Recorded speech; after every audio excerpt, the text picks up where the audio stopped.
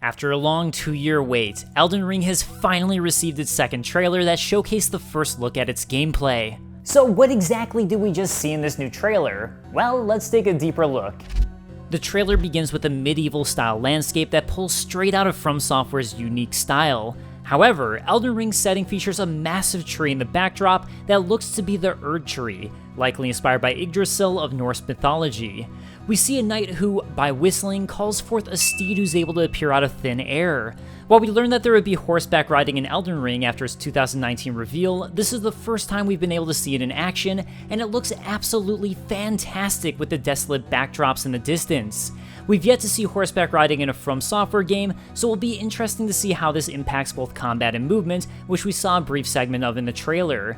As this is a FromSoftware game, evocative visuals are a part of its identity, and we see just that in the next scenes. A walking stone creature with a bell hanging beneath it, and chained beings attached to and dragging a carriage are just some of the imagery we get right off of the bat.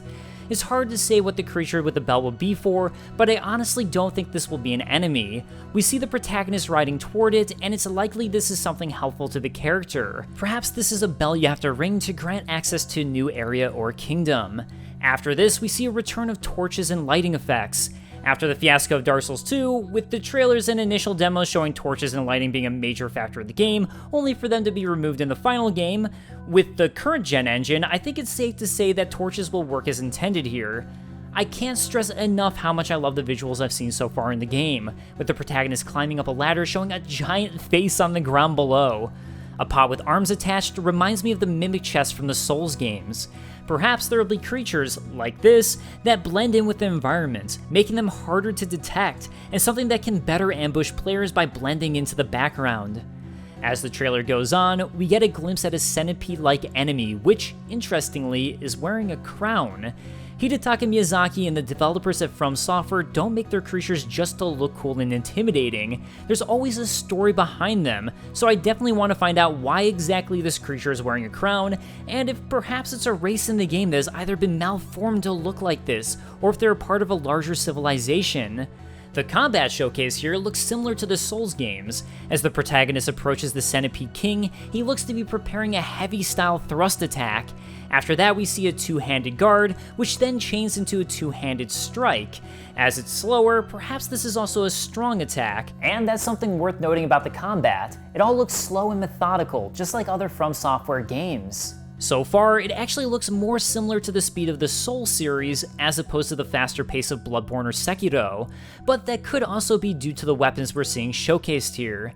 As it's a FromSoftware game, a giant castle is up next, guarded by what looks to be a boss similar to the Cleric Beast of Bloodborne. Like the Cleric Beast, this enemy jumps out at the protagonist as he's walking across a bridge to enter a new area. In this encounter, we see rolling utilized by the protagonist similar to previous FromSoftware games. And while the dodge was used to evade a strike, I have to imagine iframes will still be in place. In a later fight in the trailer, we do see the player character dodge through a magical attack, so it seems likely that using the timing of iframes to avoid damage will be a part of combat. I do find it interesting that a two-handed sword guard here was so effective against what looks like a boss character, something that's usually a lot weaker in Souls games, but was a major mechanic in Sekiro. Only time will tell how effective this type of guarding will be compared to dodging. This is pure speculation, but perhaps certain weapons will not only have offensive attributes, but also defensive attributes. We do see shields later on in the trailer, and this would definitely be an interesting new gameplay mechanic to think about. Another detail we saw was that both the enemy and protagonist utilize enhanced magical strikes.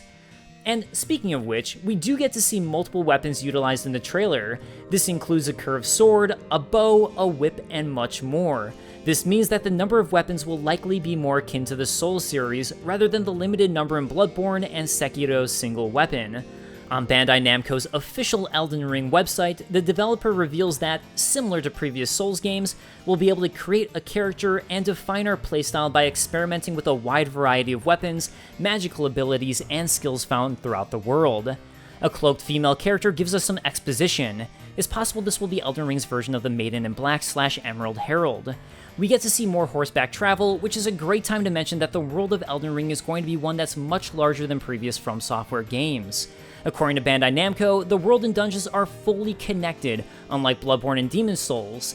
That said, it's hard to tell just yet if the world will wrap into itself as well as Dark Souls 1 did. Outside of the tree, we see a character resting at a bonfire. It's hard to say what type of gameplay mechanic this will serve, or if it's more so an homage to Dark Souls. We see an anthropomorphic character howling, who now has a wolf head. Next, we see a new gameplay mechanic where the character uses a cube that creates what looks to be allies who can help the character in a fight. Bandai Namco's website reveals that multiplayer will be an option in Elden Ring and confirms co-op play of up to 4 players. That said, no word yet that I'm aware of on PvP. It wouldn't be a medieval FromSoftware game without a dragon, so we get to see a horseback battle with a 4-winged dragon who seems to harness its inner Gwyn, utilizing lightning. I do wonder if certain bosses will be better to fight horseback, and if other ones are better to fight sans the horse. It also makes me wonder if you can only use the horse during certain portions of the game, maybe only outside in the open or even for a limited duration. Afterwards, a lichen-style boss with a wolfish face. It's likely there's a relation here to the other lichen creature we saw earlier in the trailer. Next up, the Valkyrie putting on its arm that we saw from the very first Elden Ring trailer 2 years ago. It seems clear now that the Valkyrie is likely an upcoming boss fight and a demigod.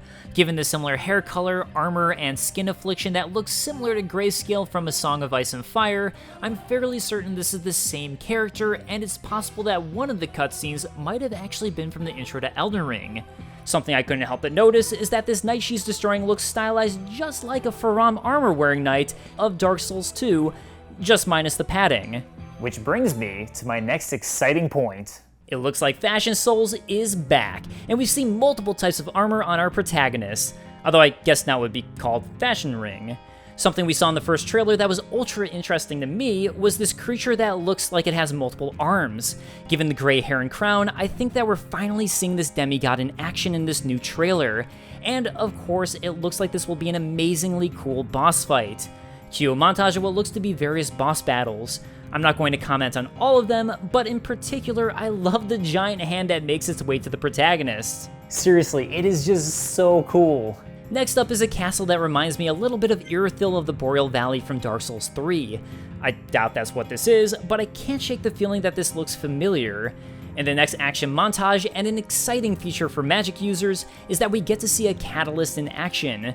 So again, this game looks much more similar to Dark Souls 1 in terms of weapon customization and perhaps builds. We also get to see the mechanics of sneaking behind an enemy in action, which is more reminiscent of Sekiro, which involves sneaking as an important mechanic. And speaking of hands, we get another hand grabbing what could be the protagonist before finding clothes. This again is going into speculation territory, but this shot stood out to me as I can't think of any reason you'd witness this except for one of two reasons. Either A, this is a cutscene before a boss, with the boss having the giant hand and it's showcasing what the boss can do, or, you know, maybe the character being grabbed by the hand is the boss using his powers.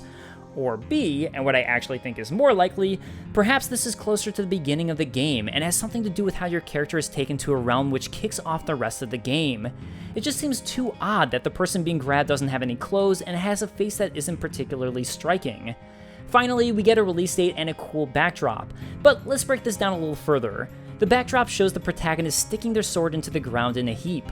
What this actually reminds me a bit of is a dropped element from Dark Souls 3, where, if I'm remembering correctly, the player could create their own bonfires. So it'd be interesting if this idea was retooled and now being used for Elden Ring.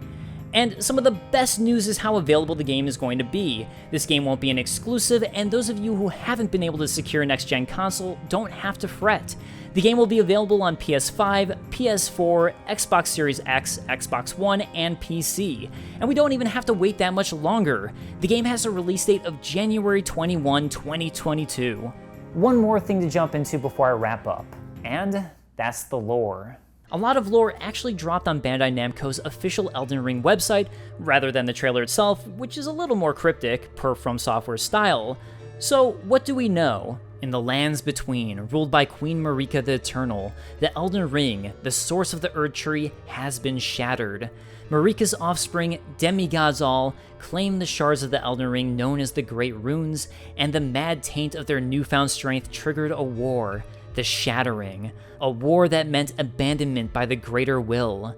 And now the guidance of grace will be brought to the Tarnished who were spurned by the grace of gold and exiled from the lands between. Ye dead who yet live, your grace long lost, follow the path to the lands between, beyond the foggy sea, to stand before the Elden Ring, and become the Elden Lord. Okay, given all of this, here's what I think. It seems clear you play as one of the Tarnished. I find it likely that the hand we saw in the trailer is taking you, the Tarnished, to the start of your journey to the lands between. Some of the most major enemies we see, such as the boss character with multiple hands and the Valkyrie-like character, are very likely Marika's offspring and the demigods who you'll have to face off against. We see that from the character with many hands who says, "Well, a lowly Tarnished, playing as a lord, I command thee." A lot of this reminds me deeply of Dark Souls 1's story. You play as a Tarnished, who's dead but also living, similar to the undead of Dark Souls. You have an unending curse, which would seem to make you Tarnished. The demigods you fight are similar, in a way, to Gwyn, Nido, and the Witch of Izalith. However, it seems you're now fighting these demigods at the height of their power. And as this is a FromSoftware game, I have a feeling there's much more to it when you're told to become the Elden Lord, and finding the Elden Ring might not be all it's cracked up to be. I am so excited that the next FromSoftware game is almost here. Is there anything I missed, and what has you the most excited? January cannot come soon enough, and I can't wait to chat more Elden Ring with all of you.